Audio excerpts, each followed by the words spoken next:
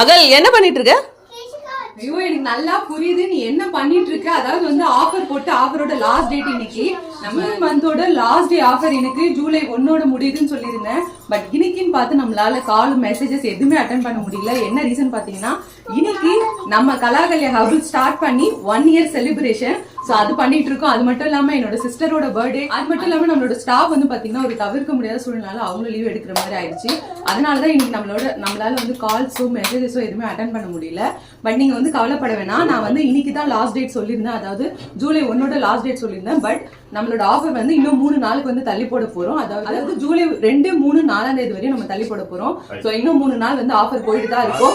இன்னைக்கு மெசேஜ் பண்ண எல்லாருக்குமே வந்து கண்டிப்பா நாளைக்குள்ள ரெஸ்பான்ஸ் வந்துடும்.